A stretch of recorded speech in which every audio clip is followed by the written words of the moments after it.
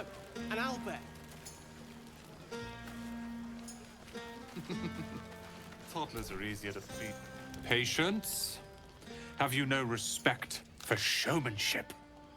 Having performance issues, Roland. Hush you, and behold!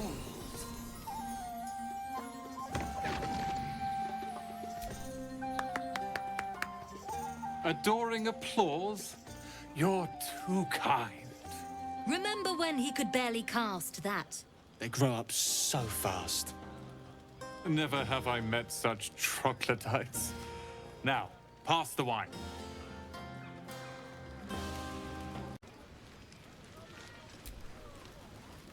Think of it. No more caves, no more tents, no more running away. We'll be in a city with roads and markets and homes.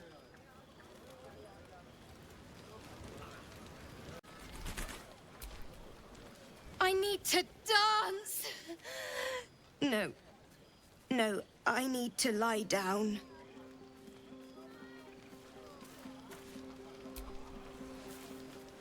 Sherry! That's infernal for cheers. Or possibly turnip.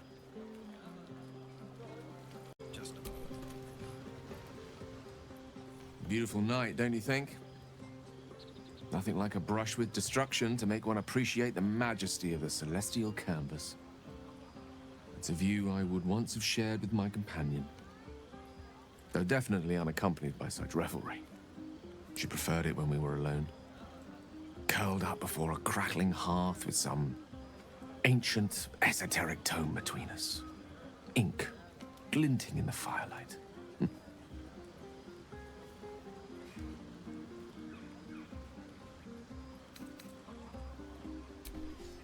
By a Geraorn's lost nose! No! Tara is not any cat.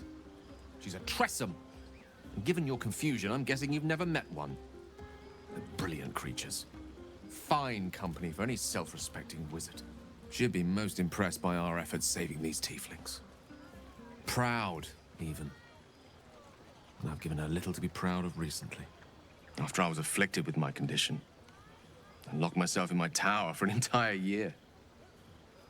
I was inconsolable, wallowing in my self-inflicted tragedy.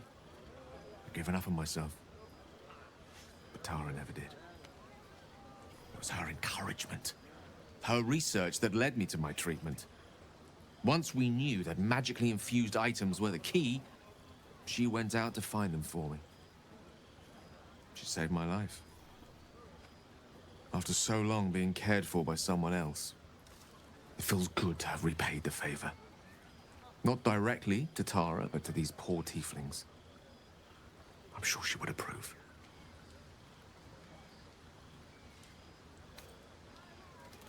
You remind me of her somewhat. There's a steeliness in you, an unwavering tenacity, even in the face of, to be frank, quite dire odds. Wish she were here for me to make a formal introduction. But I would never ask her to undertake such a journey. She's safer at home. Besides, she was always telling me I needed to spread my wings, so to speak. Find mortal friends instead of hanging onto Mystra's coattails. So that's what I'm doing. I hope.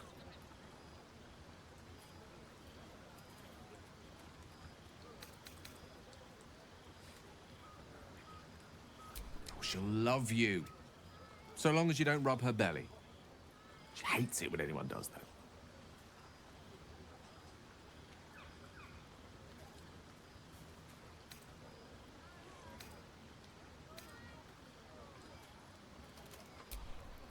The pleasures I experienced in Mystra's embrace go far beyond the thrill of having one's tummy tickled. I remember once, she took the smallest piece of the weave and made it into... Wait. Are you saying... You know what? I think I've clearly had far too much wine. And you've had nowhere near enough. I think this is a conversation best held back on. For now. With my condition as volatile as it is, I fear any undue... excitement may tip it over the edge. so to speak. Go. Indulge in the frivolities. They're good for the heart. And mine will be all the lighter to see you enjoying yourself.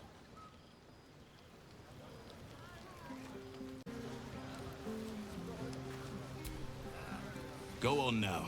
Don't waste a night like this talking to me. We'll discuss your problem tomorrow.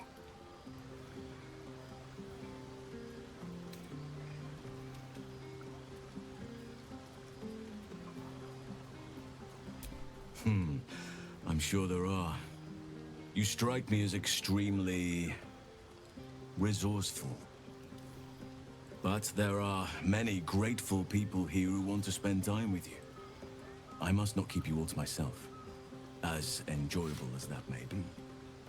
Go on, enjoy yourself. Seek out some wine before it runs dry. There are a lot of thirsty people around here. Enjoy yourself tonight. I'll come and find you in the morning so we can talk.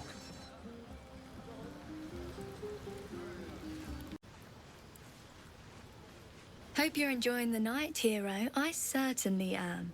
Cheers to many more like this.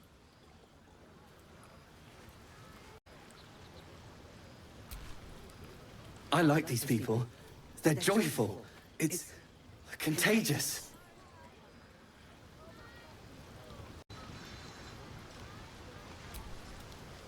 This might be the wine talking, but I'm feeling inspired. Thinking of writing my next song about you. But I need an angle. Any ideas?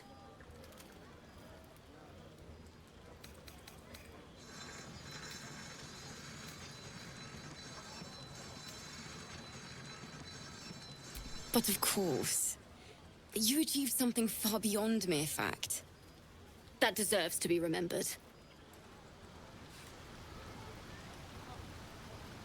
10? Let's make it 20. You have no idea how good it feels to see these people smiling. The singing we could probably do without, but even so, thank you.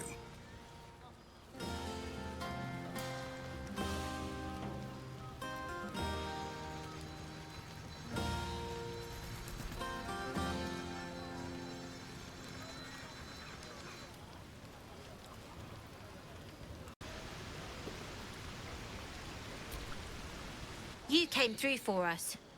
That's a change from most adults I know.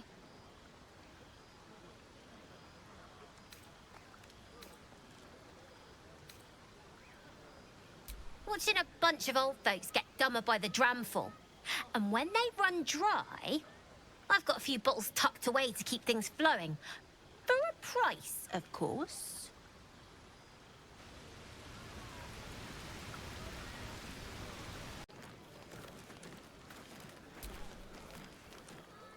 Look at them all. Guzzling poison like we've the right to be happy.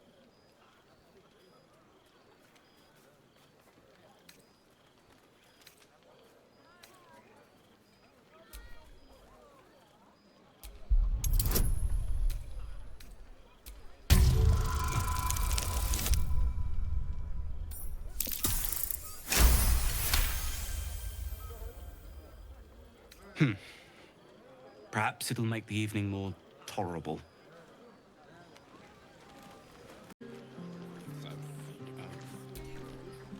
Fate spins along as it should.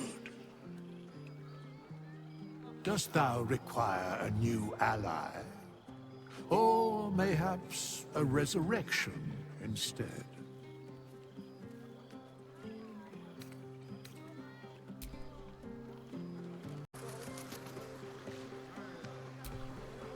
Ah, hells. I was hoping you wouldn't notice I was gone.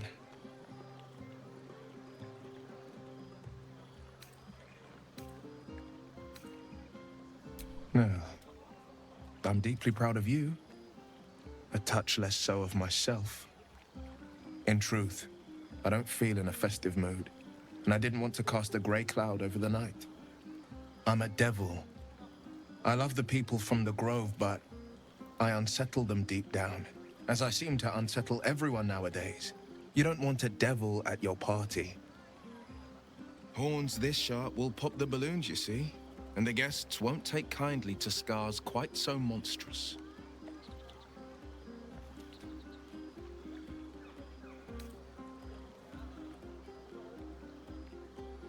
Ouch. You don't need to mock me when I'm feeling low. But, off with you. This is your day. Have a dance. Enjoy the music.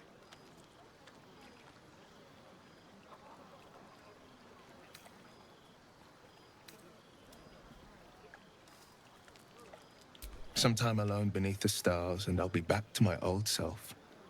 Promise. Still, it's a night to remember. You've made sure of that.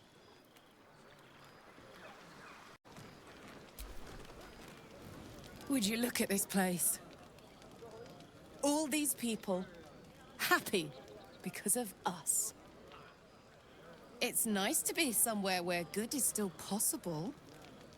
And with good potations, too.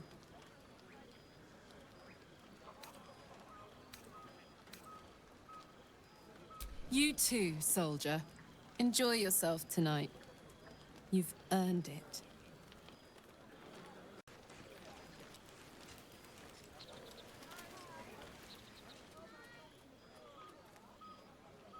Everyone seems to be in high spirits.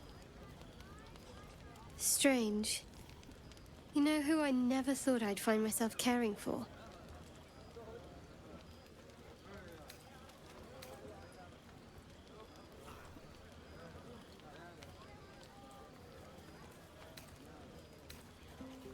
Exactly right.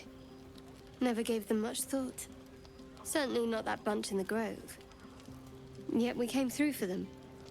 We saved their lives. Odd.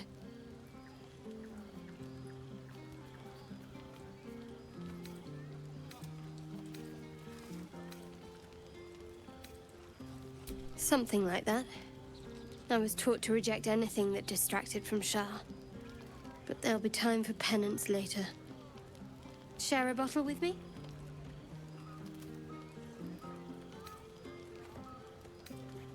We should wait a little while. Until the others have drifted off. As you like. Try not to tire yourself out too much.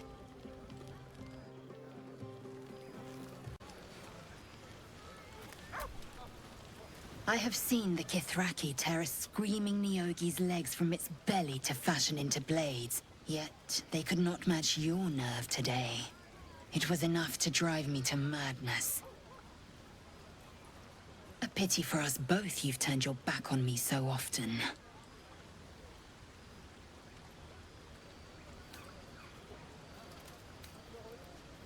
Vlaakith demands of me no less. If only you'd earned the right to lay at my side. Come morning, you will wonder. You will wonder how my lips might have tasted, how my fingers on your skin might have felt. Oh, but do enjoy yourself this night. I intend to myself.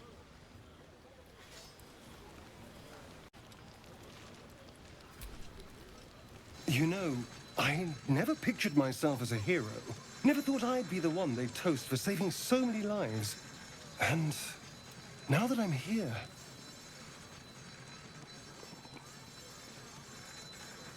I hate it. This is awful.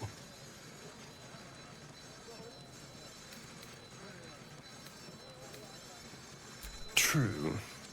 That was fun. Still, I would have liked more for my trouble than a pat on the head and vinegar for wine.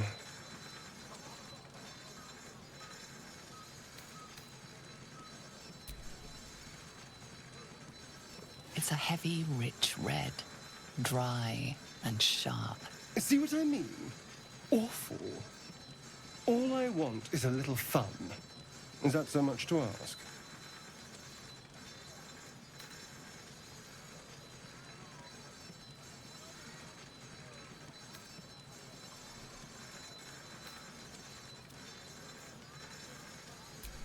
Not at all. I was hoping for companionship. And Well, maybe a little deaf, figuratively speaking. Not with you, just to be clear. I mean, can you imagine? Ugh, no. Anyway, don't let me keep you.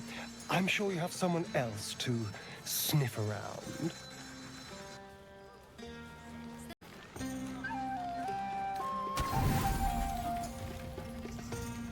Buzz of celebration quiets to a soothing hum as you approach your bunk. You've picked up a few pleasant memories on your journey amongst your struggles. Or perhaps you will be the one taking him.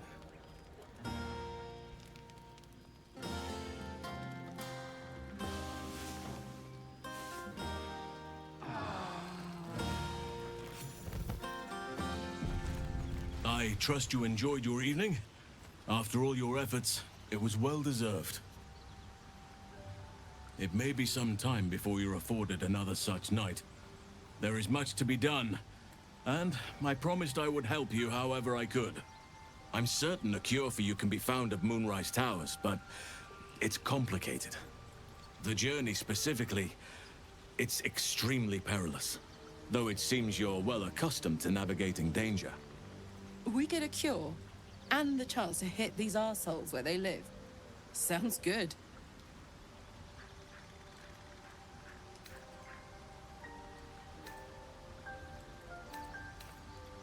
To get to the towers, you'll need to pass through a terrible place.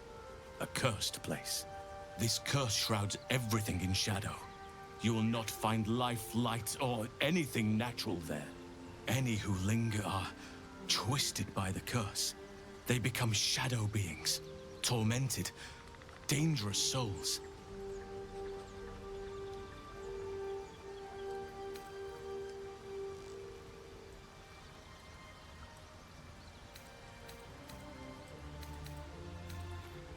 You could go overland, along the Risen Road or through the mountains.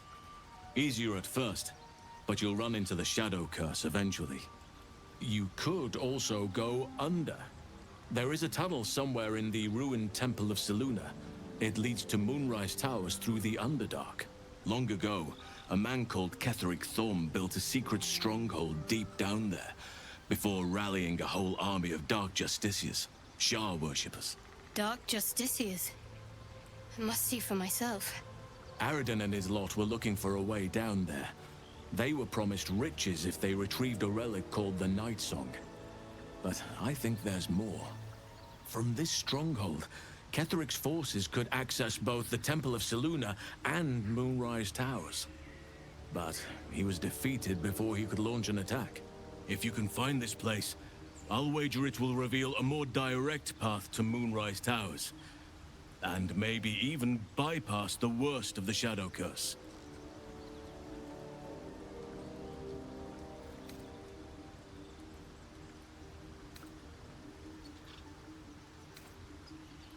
The decision is yours, but I'd favor the Underdark. Even a place like that is the lesser evil compared to the shadow-cursed lands.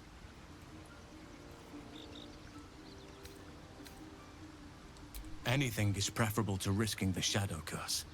I would like to join your camp, if you'll allow me. I can offer my skills, my counsel. I've long sought to return to Moonrise Towers. It seems our fates have aligned.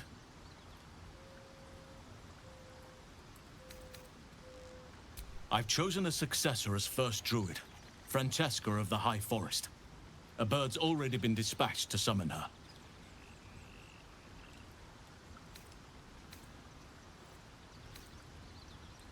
I'm glad you approve. I do not truly care if you approve, but I am glad. The Grove needs to move beyond the mistakes of the past. What it needs is an unknown quantity. An outsider who can enforce the Oakfather's teachings without bias. This is why I chose Francesca. She will restore simplicity and purity to the Grove in my absence.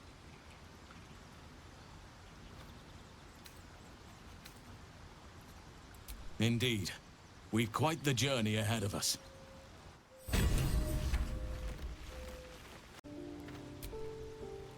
Hope you're keeping well, friend.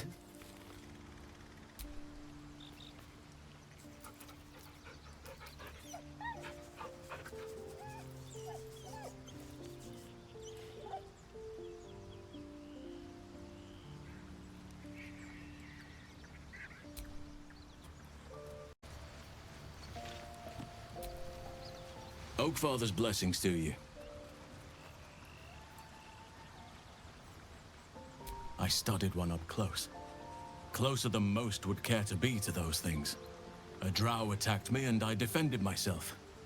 Afterwards, I was able to examine the tadpole that emerged. Hideous, but fascinating. Like nothing else in nature, I'm glad to say.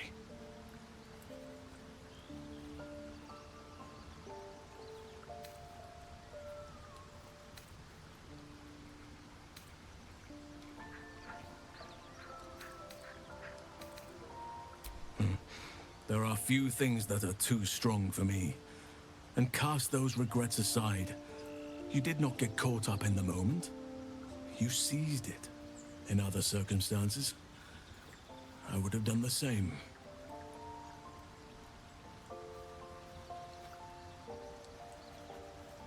Perhaps.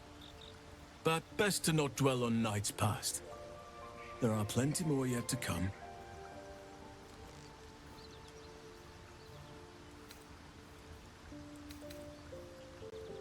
With such stimulating company?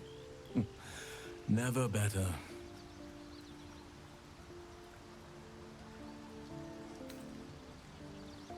Precious little. But I'm quite certain it can still be found. Aradin was convinced there was a hidden entrance in the Temple of Selûne. I'd start there. It's had the whole region around Moonrise Towers in a chokehold of darkness and despair for years now. Those who remained are shadow-cursed. If you don't die at their hands, then you become one of them. We have to get to Moonrise, but the less time we spend in its blighted surrounds, the better. Those illithid creatures threaten the natural order. It's my duty to do what I can to stop them. There's also the Shadow Curse. It's an affront and must be cleansed. I helped overthrow Ketheric Thorm and his Dark Justiciars years ago, but I failed to prevent him from unleashing darkness across the region before he was defeated. If I can join you and get close to Moonrise, perhaps I can lift this curse, just as you find a cure for your infection.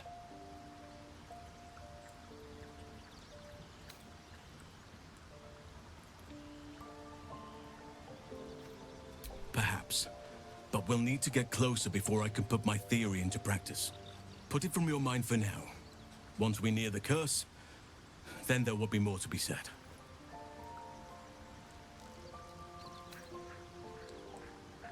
Precisely. Then perhaps I could have done something. About both the Shadow Curse and Ceremorphosis aberrations. But in my eagerness, I put far too much faith in the abilities of Aradin and his band. We didn't even get close.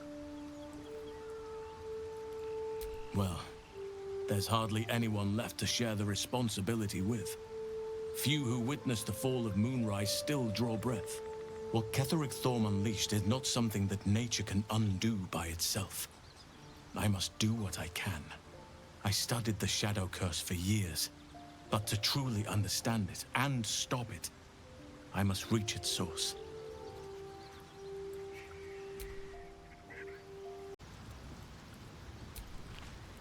Always a delight to speak with you. What can I do?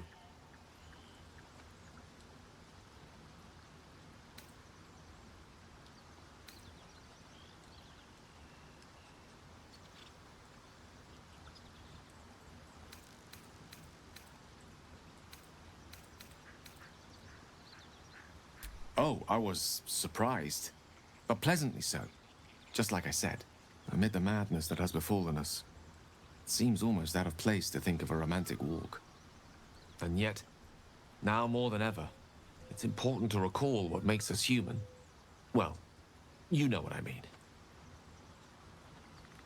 A stolen glance, that sudden heartbeat. Sometimes the little things are worth more than kingdoms. They promise things to come.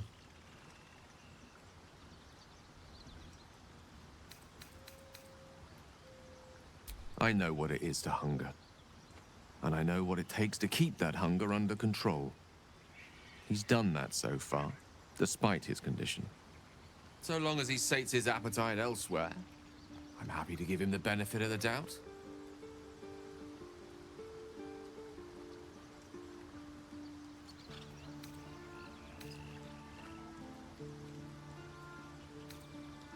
I assure you it's not. Don't get me wrong, you did well. The somatic component, the verbal component, even the focus on the inner self that invites Mistra in. But I was still your conduit. To perform such a feat alone requires much and arduous study. Of course, as a sorcerer, these talents come to you quite naturally. I do hope you cherish that gift.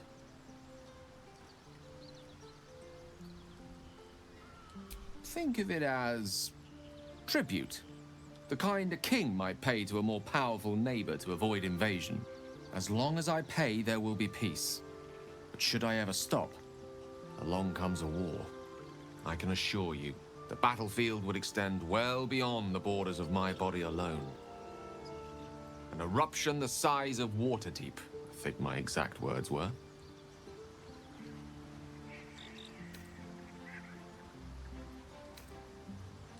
Ah, yes. Karsus. Karsus was perhaps the most powerful wizard that ever lived. The child who would be a god, the elves called him. And he tried. With a spell of his own devising, he endeavored to usurp in one fell swoop the power of the goddess of magic. Mistril, she was called then. Imagine what it must have felt like to be a god. To know yourself, to be untouchable, to be mistaken. As Karsus aimed his spell at her, she began to unravel, and with her, the entire weave. Too late did he realize what he had unleashed. It would have been the end of everything had not Mistril sacrificed herself. The goddess of magic is all magic. By dying, the entire weave was lost, and the spell that challenged a god failed. It was the end of Mistril. The end of Karsus and the end of an entire civilization. As the child who would be a god was turned to stone, his empire came crashing down around him. The floating cities of Netheril were no more. An event that came to be known as Karsus's folly.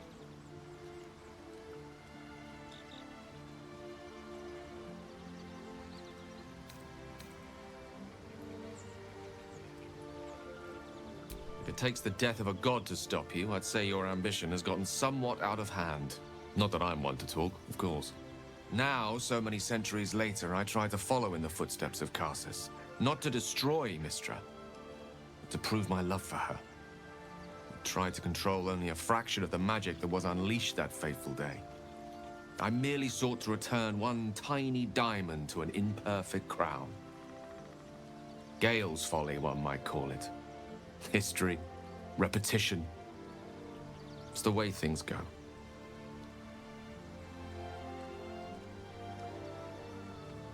If it should ever come to that, if I ever know I am no longer able to stop it, I will do anything I can to ensure no one but me pays for my mistakes.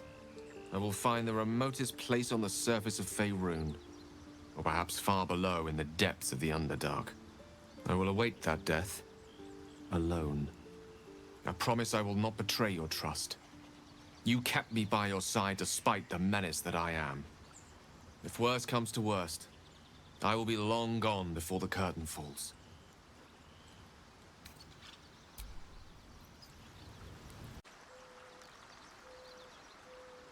Well met. It's said that anyone who bathes in the river of blood emerges as one born anew. It's a lot like that, I imagine. I feel the weight of these horns on my head, curling upwards like a mammoth's tusks. I feel these ridges snaking down my neck, not to mention a few bumps and prongs in unmentionable places. But I haven't seen my reflection just yet. Be my mirror. What do you see?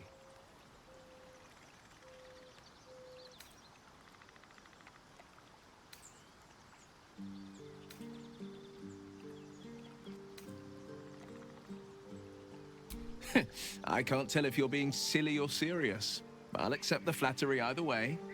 I suppose I'll grow used to the new me, horns and all. The people will see a curiosity, maybe even a beast hungry for their souls. But I will slay their monsters, keep them safe, and one day they will see the Blade of Frontiers again.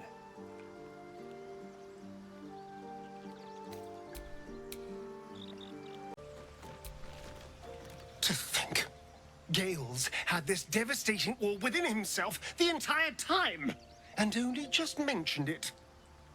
Who'd keep a secret like that from his friends? You can't trust anyone these days. I've already apologized. What more do you want? Unless you're looking for another nibble.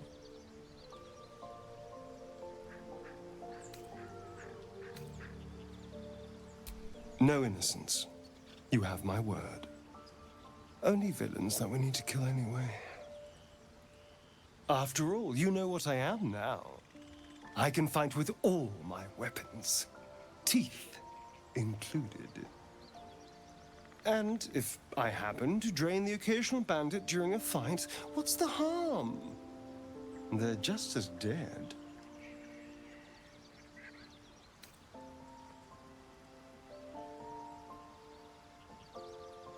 As am I. I'm starting to feel a little peckish already.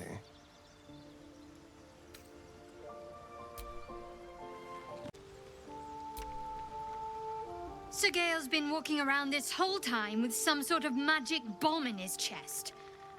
I'm not normally one to begrudge someone their secrets, but that's something I should know.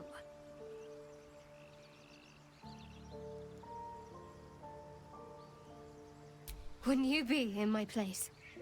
If there's even the slightest chance that Shah worshippers remain within our reach, we should try and find them.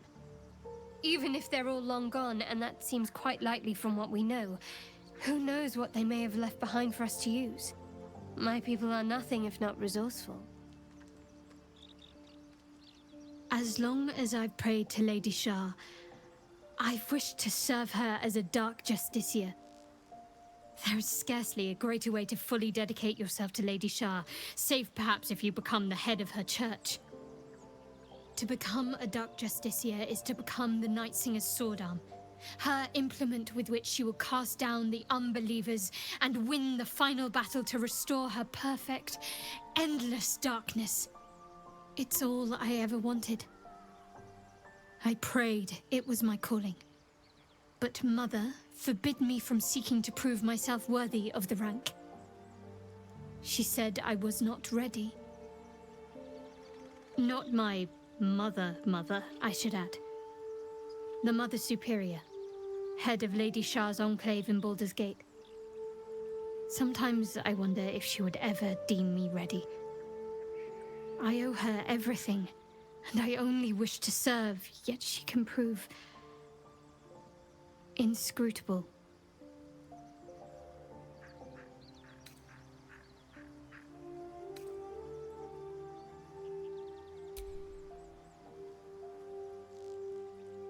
You already know my biggest secrets. What more can you ask?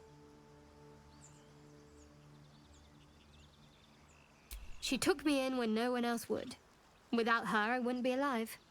She's my mother. She nurtures me, cares for me, loves me. Don't believe the lies the Selûnites tell.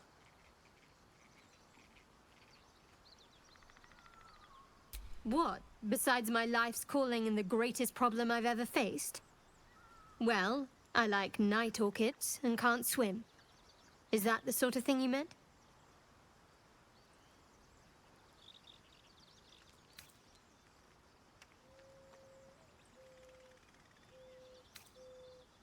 No, I can't.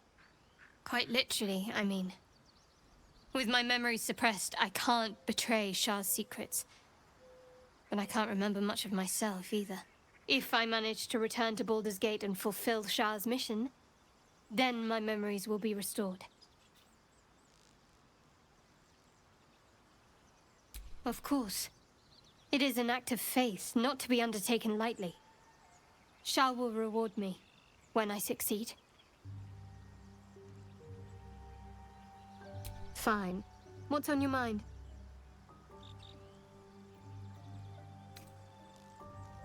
I suppose some would commend our actions. Goblins would have razed that whole place to nothing if it weren't for us. No excuse to rest on our laurels, though. We've still got our own problems to contend with. Does it even need to be asked? We're beyond me merely liking you. I think I'm a different person, owing to you.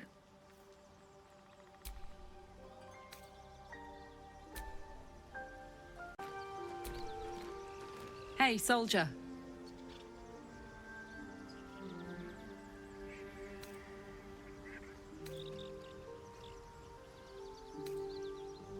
It wasn't all that long ago. I never knew the whole of how and why, but I remember the devils slavering with delight. I should have looked after the Elterans more. Gone out of my way to make sure they were all right. The long and short of it was, I didn't want to risk my neck. I let them get on with the nightmare, same as I had to. But Avernus is no place for decent folk. I'm glad they got out. So glad.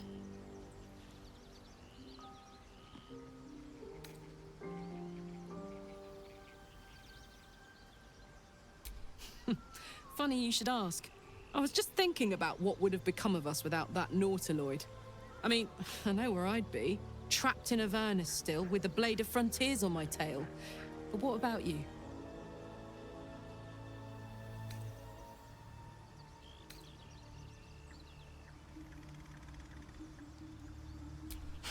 Lucky you.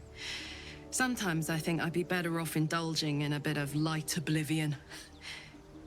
Well, we may as well make some good memories mixed in with the body horror, huh?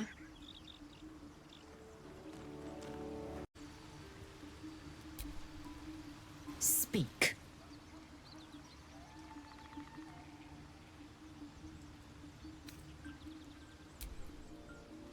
Be here. You're about to be ejected.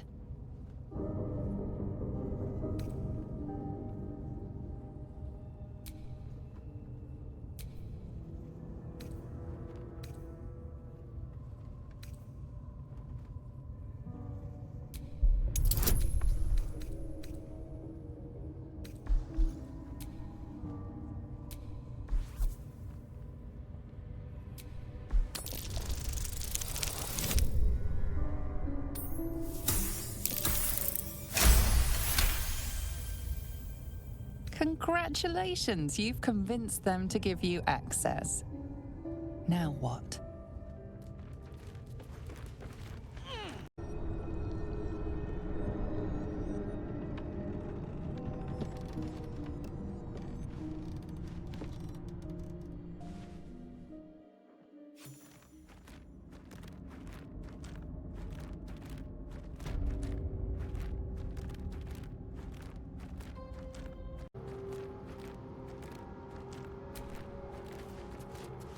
Slender drow blade impales the stone before you, keeping a silent vigil.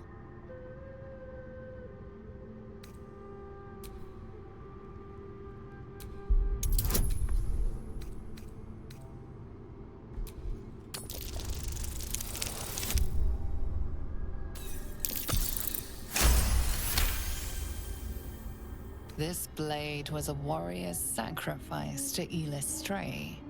Blood can only be honored with blood.